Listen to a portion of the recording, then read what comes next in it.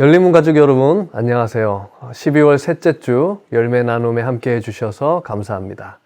오늘은 전도서 12장 1절부터 14절을 묵상하면서 하나님을 아는 지혜에 대해서 함께 생각해 보겠습니다. 하나님의 사람은 청년의 때, 다시 말해서 우리 모두들처럼 아직 삶의 기회가 남아있을 때 하나님을 기억해야 합니다. 왜냐하면 인생의 시간은 쏜살같이 빨리 지나가기 때문이죠. 만일 우리가 우리 인생을 전부 허비한다면, 그래서 아무 낙이 없고 죽는 것 외에 달리 할 수 있는 것이 없다면 정말 불행하겠죠. 그래서 삶이 다하는 그 순간까지 하나님을 기억하며 사는 사람은 영원히 아름다운 청년이라 할 수 있을 것입니다.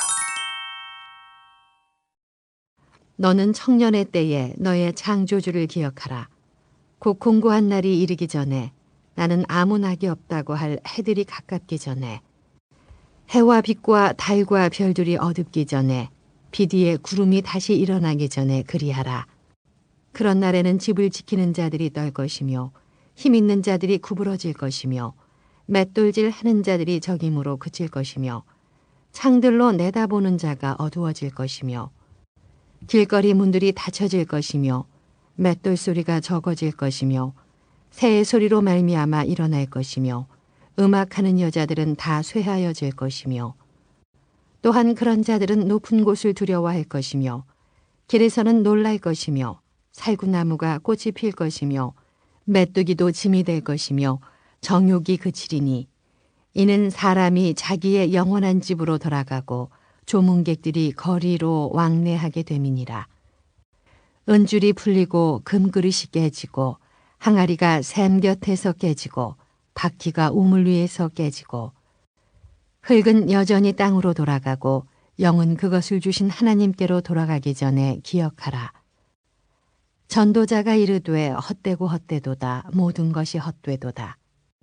전도자는 지혜자이어서 여전히 백성에게 지식을 가르쳤고 또 깊이 생각하고 연구하여 잠언을 많이 지었으며 전도자는 힘써 아름다운 말들을 구하였나니 진리의 말씀들을 정직하게 기록하였느니라. 지혜자들의 말씀들은 찌르는 채찍들 같고 회중의 스승들의 말씀들은 잘 박힌 목 같으니 다 한 목자가 주신 바이니라. 내 아들아, 또 이것들로부터 경계를 받으라. 많은 책들을 짓는 것은 끝이 없고 많이 공부하는 것은 몸을 피곤하게 하느니라. 일의 결국을 다 들었으니 하나님을 경외하고 그의 명령들을 지킬지어다. 이것이 모든 사람의 본분이니라. 하나님은 모든 행위와 모든 은밀한 일을 선악간에 심판하시리라. 네, 오늘 본문은 우리가 창조주 하나님을 기억해야 한다고 말씀하고 있습니다. 그런데 우리는 언제 하나님을 기억해야 할까요? 1절과 2절 말씀입니다. 너는 청년의 때에 너의 창조주를 기억하라. 곧 곤고한 날이 이르기 전에 나는 아무 낙이 없다고 할 해들이 가깝기 전에 해와 빛과 달과 별들이 어둡기 전에 비 뒤에 구름이 다시 일어나기 전에 그리하라. 청년의 때, 곧 곤고한 날이 이르기 전에 아무 낙이 없다고 할 해들이 가깝기 전에 해와 빛과 달과 별들이 어둡기 전에 비 뒤에 구름이 다시 일어나기 전에 이때가 언제일까요? 이때는 한마디로 죽음이 이르기 전에 생명이 붙어 있는 동안 하나님을 기억해야 한다는 것이죠. 그런데 아이러니한 것은 전도서 11장 9절 말씀에 보시면 청년이여 내 어린 때를 즐거워하라 이렇게 말씀하고 있다는 거예요. 그래서 언뜻 보면 청년 시절을 즐기라는 그 말씀과 오늘 12장 1절에서 청년의 때의 창조주를 기억하라는 말씀이 서로 모순되는 것처럼 보이기도 합니다. 하지만 내 어린 때를 즐거워하라 하는 그 11장 9절의 말미를 보시면 이렇게 말씀하고 있어요. 그러나 하나님이 이 모든 일로 말미암아 너를 심판하실 줄 알라. 전도자는 결코 청년의 때를 방종하고 즐기라고 말한 것이 아니죠. 오히려 그 청년의 시간을 책임 있게 보내라고 강조하고 있는 것입니다. 왜냐하면 전도자가 보기에 청년의 때는 즐기기 좋은 때이기도 하지만 창조주 하나님을 기억하며 살 수 있는 절호의 기회이기 때문이죠. 그렇다면 오늘 본문에 의하면 노년의 때는 어떤 시기인가요? 3절부터 6절까지의 말씀입니다. 그런 날에는 집을 지키는 자들이 떨 것이며 힘 있는 자들이 구부러질 것이며 맷돌질하는 자들이 적음으로 그칠 것이며 창들로 내다보는 자가 어두워질 것이며 길거리 문들이 닫혀질 것이며 맷돌 소리가 적어질 것이며 새의 소리로 말미암아 일어날 것이며 음악하는 여자들은 다 쇠하여질 것이며 또한 그런 자들은 높은 곳을 두려워할 것이며 길에서는 놀랄 것이며 살구나무가 꽃이 필 것이며 메뚜기도 짐이 될 것이며 정욕이 그치리니 이는 사람이 자기의 영원한 집으로 돌아가고 조문객들이 거리로 왕래하게 됨이니라. 은줄이 풀리고 금그릇이 깨지고 항아리가 샘 곁에서 깨지고 바퀴가 우물 위에서 깨지고. 노년이 되면 기력이 없어지고 눈이 어두워지죠. 노화가 진행되면서 몸이 약해집니다. 그래서 때로는 두려움과 죽음의 공포가 찾아오기도 하는 것 같습니다. 전도자는 노년의 때를 집의 이미지로 묘사하고 있죠. 집은 사람의 몸을 상징하고요. 집 지키는 자는 손과 팔을 상징하고 힘 있는 자는 다리를 상징하고 맷돌질하는 여인은 치아를 상징한다고 합니다. 노년에 무릎 관절이 약해지고 치아가 부실해지고 눈이 어두워지는 이런 노년의 현상들을 묘사하고 있는 것입니다. 이렇게 힘이 약해지면 매사에 두려움이 가득하겠죠. 그리고 죽음의 공포를 느끼게 됩니다. 다시 말해서 전도자는 이 노년의 때를 하나님을 기억하고 싶어도 힘이 없어서 그렇게 하지 못하는 물리적인 한계로 보고 있다는 것이죠. 자, 이제 더 나아가서 전도자는 하나님을 알지 못한 채 죽음을 맞이하는 사람들을 향해서 뭐라고 말씀하고 있나요? 7절과 8절입니다. 흙은 여전히 땅으로 돌아가고 영은 그것을 주신 하나님께로 돌아가기 전에 기억하라. 전도자가 이르되 헛되고 헛되도다. 모든 것이 헛되도다. 헛되고 헛되고 모든 것이 헛되다 말합니다. 여기서 헛되다는 말은 인생 자체가 무가치하고 허무하다는 뜻은 아니죠. 하지만 인간의 지혜로 하나님과 그가 만든 세계와 역사에 대해서 다 알 수 없다는 거죠. 그리고 그 지식을 갖지 못한 채 죽음을 맞이하는 것은 비극이라고 말씀하고 있는 것입니다. 그렇다면 우리들은 어떻게 가치 있는 인생을 살아갈 수 있을까요? 허무하고 헛된 세상에서 가장 가치 있는 삶은 지혜의 근원이신 하나님과 동행하면서 창조주 하나님을 기억하며 살아가는 삶일 것입니다. 이 진리를 마음에 잘 간직해 두셨다가 이 영상을 보신 후에 다음과 같이 나눔을 진행하면 좋을 것 같은데요. 청년의 때는 아직 숨이 붙어 있는 때이고 변화할 기회가 남아있는 때를 의미하죠. 그래서 전도자가 말하는 인생이 헛되다라는 말은 허무한 인생이니 막 살아도 된다는 의미가 아닙니다. 쏜살같이 지나가는 허무한 인생, 아직 기회가 남아있을 때 하나님을 기억하면서 살라는 뜻이죠. 그렇다면 어떻게 사는 것이 하나님을 기억하며 사는 삶인지 함께 나눠보도록 하겠습니다. 이어서 전도자는 하나님을 기억하는 삶이 어떤 삶인지 우리에게 보여주고 있는데요.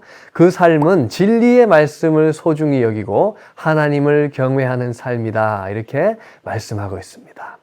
전도자는 지혜자로서 백성을 가리키며 어떤 일을 했습니까? 9절과 10절입니다. 전도자는 지혜자이어서 여전히 백성에게 지식을 가르쳤고 또 깊이 생각하고 연구하여 잠언을 많이 지었으며 전도자는 힘써 아름다운 말들을 구하였나니 진리의 말씀들을 정직하게 기록하였느니라. 깊이 생각하고 연구하고 잠언을 많이 짓고 힘써 아름다운 말들을 구하고 진리의 말씀들을 정직하게 기록해 놓았다는 것입니다. 또한 그는 백성을 지식으로 가르쳤다는 거죠. 그 고대 사회에서 왕이 직접 백성에게 지식을 가르친다는 것은 대단히 이례적인 일이었어요. 그리고 전도자는 백성을 지혜로 교육하기 위해서 잠언을 연구하고 그것을 기록으로 남기는 것만큼 중요한 일이 없다고 생각했는지 그것을 실천했습니다. 그렇다면 그런 잠언, 지혜의 말씀들은 과연 어떤 말씀들인가요? 11절에 그 말씀에 대해서 나타나 있습니다. 지혜자의 말씀들은 찌르는 채찍들 같고 회중의 스승들의 말씀들은 잘 박힌 못 같으니 다 한 목자가 주신 바이니라. 찌르는 채찍 같고 잘 박힌 못 같다. 한 목자가 주신 것이다. 여기서 찌르는 채찍은 당시에 소를 몰 때 썼던 뾰족한 막대기를 의미한다고 해요. 그러니까 지혜자의 그 말씀은 그 막대기처럼 때로는 우리를 아프게도 하지만 결국에는 바른 길로 우리를 인도하는 귀한 교훈이라는 것입니다.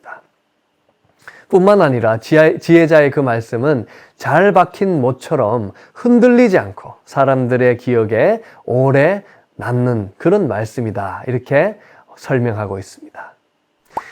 그렇다면 이렇게 놀라운 지혜의 말씀을 들은 사람들이 하나님을 경외해야 하는 이유는 과연 무엇일까요? 12절로 14절입니다. 내 아들아, 또 이것들로부터 경계를 받으라. 많은 책들을 짓는 것은 끝이 없고 많이 공부하는 것은 몸을 피곤하게 하느니라. 일의 결국을 다 들었으니 하나님을 경외하고 그의 명령들을 지킬지어다. 이것이 모든 사람의 본분이니라. 하나님은 모든 행위와 모든 은밀한 일을 선악간에 심판하시리라. 하나님을 경외하고 그의 명령들을 지키는 것이 사람의 본분이고 또 하나님은 사람의 그 모든 행위를 심판하실 것이기 때문에 하나님을 경외해야 한다는 것입니다. 방금 보신 12절에는 또 이런 말씀이 있죠. 많은 책들을 짓는 것은 끝이 없고 공부하는 것은 몸을 피곤하게 한다. 이 말은 세상 학문의 연구와 저술의 무가치함을 노래한 것이 아니라 지혜를 연구하고 실천하며 사는 것이 결코 쉽지 않다는 사실을 역설적으로 표현하고 있다고 볼 수 있습니다. 하지만 그것보다 더 중요한 것이 있다는 거죠. 그것은 바로 하나님을 경외하고 말씀에 순종하는 삶입니다. 왜냐하면 하나님께서는 사람의 모든 행위에 대해서 반드시 심판하실 것이기 때문입니다. 그래서 지혜로운 사람은 인생의 시간을 낭비하지 않고 하나님께 순종하고 하나님을 경외하며 값지게 살아간다는 것이죠. 이러한 사실들을 다시 한번 마음에 새기시면서 나눔을 진행하면 좋겠는데요. 말씀은 우리가 허무한 데 빠지지 않도록 우리를 보호하고 우리 인생을 전부 걸어도 허무하지 않을 만큼 견고한 진리입니다. 허무한 길로 가다가 말씀의 지도를 받아서 충만한 길로 돌아온 경험을 나눠보시고 또 지금 나는 어떤 모양으로 말씀의 삶을 걷고 있는지 나누어 봅시다. 계속해서 나누실 내용은요. 지혜로운 사람은 하나님이 심판하시는 날을 내다보면서 현재의 삶을 성찰합니다. 종말만 바라보다가 현실을 외면하거나 현실에서 도피하지 않습니다. 또한 현재의 일상에만 빠져서 종말을 망각하지도 않는다는 거죠. 하나님의 심판을 기억하는 사람은 오늘을 어떻게 살아야 하는지 함께 나눠보겠습니다. 네, 오늘은 전도서 12장 1절부터 14절 말씀을 함께 묵상하면서 하나님을 기억하고 그 말씀에 순종함으로 하나님을 경외하는 삶에 대해서 생각해 보았습니다. 아무쪼록 우리의 삶이 주님께서 주시는 지혜로 후회 없는 삶, 보람된 삶, 하나님을 기억하고 또 그분을 기쁘시게 하는 삶이 되기를 간절히 원합니다. 풍성한 나눔 되시기 바랍니다. 감사합니다.